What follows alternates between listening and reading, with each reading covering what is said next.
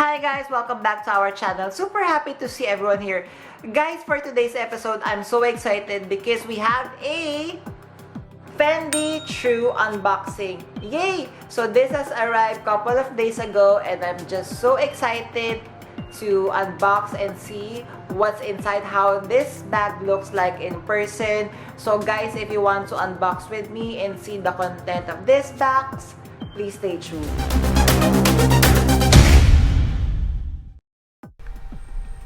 Hi guys, Ron here, Suking Budgetarian Fashionista. I publish vlog every Wednesdays and Saturdays about latest about fashion. I do luxury shopping vlogs, also and unboxings. I also do bag reviews and provide styling tips. I'm inviting you to please join our ever-growing fam. There's a cute little icon here, so please click on that one so you can easily subscribe and be a member of our growing luxury addicted family. Please like and share this video and follow me on my new Instagram account, that's at Ramiro52, for daily updates and styling tips coming from me. So I got this Fendi bag here from a Japanese consignment store. It was delivered via DHL, however it took a little bit more time before it was delivered to me. So finally, it's here. So let us unbox. I know you guys are itching to see what's inside, even myself. So guys, again, please take note. This is a true unboxing. So I have only seen this via photos. I have not seen what it looks in person. And guys, I would also like to mention that when I have purchased this bag, I already know that the status of this bag, it's not a brand new bag, it's a vintage Fendi bag, and I know that the condition of this one is not like on a 10/10 condition, but I was okay with it because I feel that I would be getting this on a steal. I would be sending it to a bag spa, so you know, I would be giving this bag more love and would be living another full life. So let us unbox. I'm sorry, I'm a little bit chatty. Okay, one moment, I'm just being careful. So honestly guys, you could see here that it was opened by our customs here in the Philippines. I wasn't aware that they could do that without informing me. I'm not really sure if I should complain or not. They have done that with my YSL earrings, but for that one guys, before they open, they actually asked permission from me, but this one they did not. So yeah, what's going on? So here it is. So it's open. So here it is. So nice that they have packaged it really nicely with some air thingies like this. Okay, let me just get the bag. Oh, okay. It's now that I'm seeing it. Wait, let me remove the content so you can see it. Oh my god. Wait. 3, 2, 1. Are you ready, guys? Shannon! Okay, let me just put this box below. Oh, wow. So this is a... okay, wow. So this is a vintage Fendi baguette and it is beaded, guys. Can you see? It's beaded in white.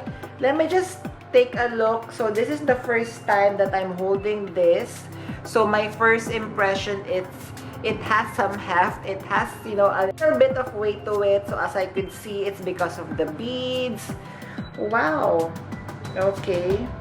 So like what I've mentioned, I was aware that the condition of this bag is not pristine, or is it not in good condition. So let us inspect together, guys. Hi guys, so let's take a closer inspection of my new Fendi Baguette bag.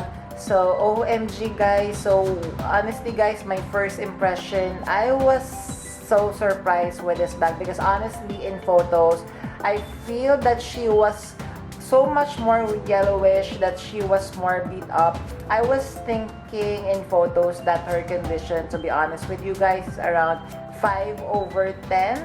I felt that, you know, I would be doing so much more to restore this bag, but looking at this in person, she is not bad at all. So there are just some of things that I have noticed which I wasn't aware of. So firstly guys, again, let me introduce you to my new Fendi Baguette bag. I think her name is 1997 Fendi Baguette bag, and she is full of beads. So if you are going to notice guys, she is beaded 100%. So this is rice beads, if I'm not mistaken.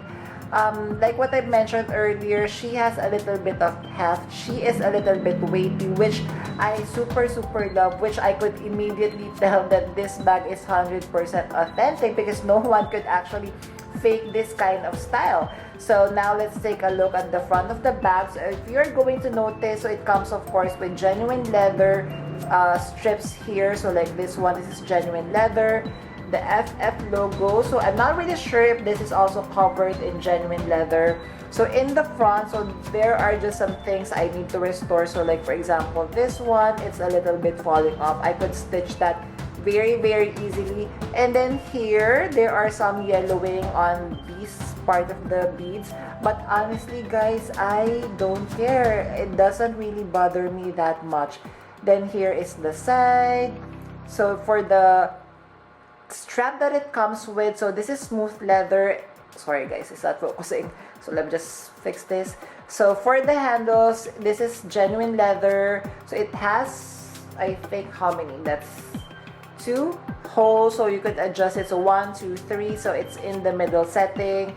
And then you are going to see on one side, so there is the, where is it,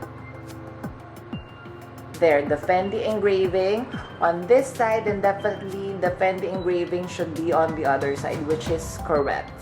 So that is also one trick wherein how you could authenticate your vintage Fendi baguette bag. Then on the back side guys, oh my god, I love that the beads are 100% perfect.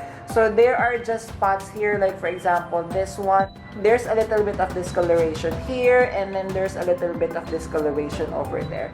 And then on the bottom side guys, OMG, promise, if you know how much I only got this bag for, then definitely I would say this is such a freaking steal guys. OMG, I'm so happy. So again, there is a discoloration here, which is, it doesn't bother me.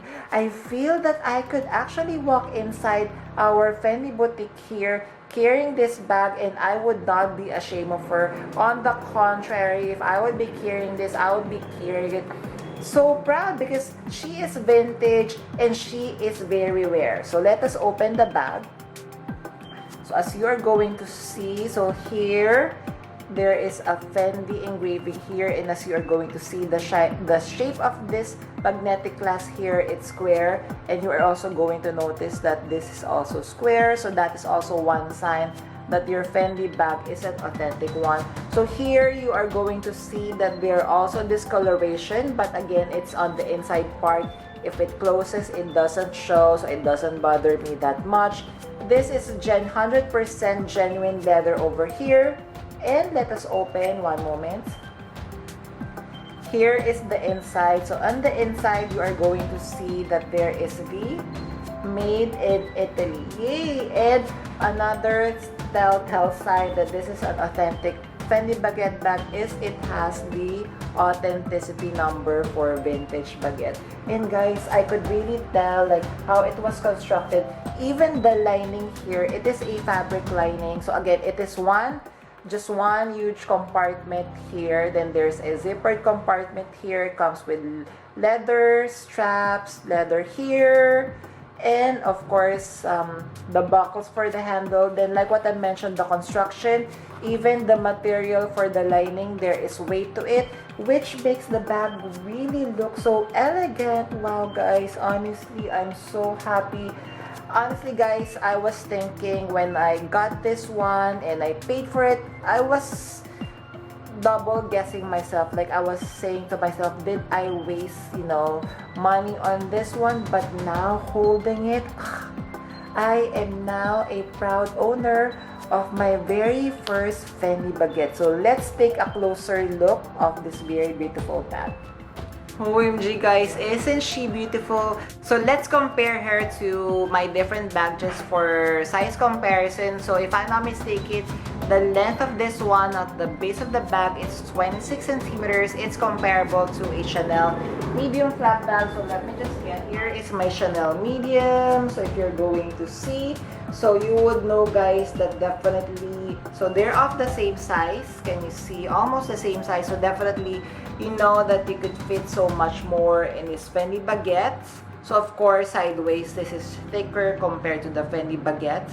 So guys, it slouches like this because it's made to be really, really slouchy.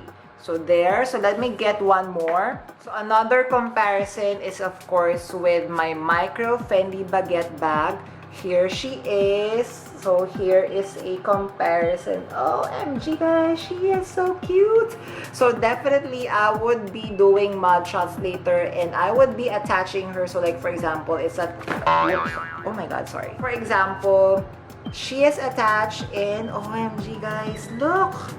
OMG. So if we are going to open and see what would fit inside, so definitely I could fit in my iPhone 6s Plus. As you could see, it fits so much, and I could fit this one. So for example, this is a catch-all. You could slip it inside and there would be lots more of space. I also feel that, you know, a mini pochette, Louis Vuitton mini pochette would definitely fit inside this very beautiful bag. I'm so happy. As you know guys, Carrie Bradshaw has one of this bag and I have it now in my collection. So now let's do more mud shots. Hi guys, so let's do some mud shots. So again, here is my Fendi 1997 baguette bag. So again, the size is 26 centimeters in length. So I stand 5'6", so here is what she looks like. So definitely you could carry her as a top handle bag, so like this. You could put her and carry her at the crook of your arm like this. And definitely even with a coat like this, I could wear her underneath my arms. So again, the setting of my bag is currently on the medium setting or in the second setting. You could lengthen this one so you could have a little bit more space, but definitely even without the coat, it would be much more convenient to carry. So again, here she is.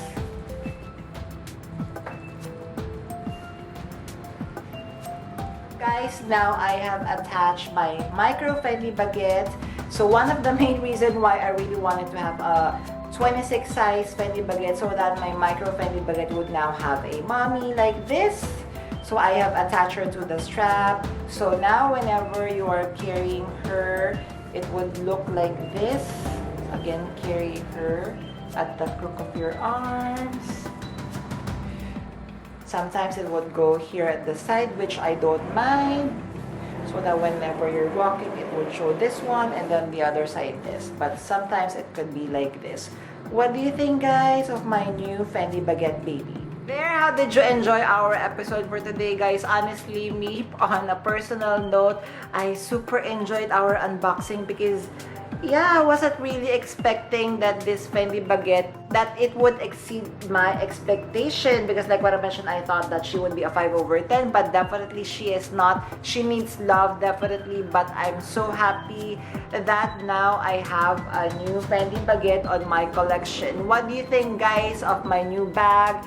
Do you like her? Please do comment down below and let me know your thoughts on this very beautiful beaded 1997 Fendi Baguette bag. Again guys, before we end our episode for today, I'm inviting you to please join our ever-growing fam. There's a cute little icon here, so please click on that one so you can easily subscribe and be a member of our growing luxury addicted family. Please like and share this video and follow me on my new Instagram account, that's at Ramir52, for daily updates and styling tips coming from me. A million thank you guys for staying with me in today's episode. I'm going to leave a couple of videos here for you to check out. Please stay safe. I'm going to see each and every one of you soon. Bye!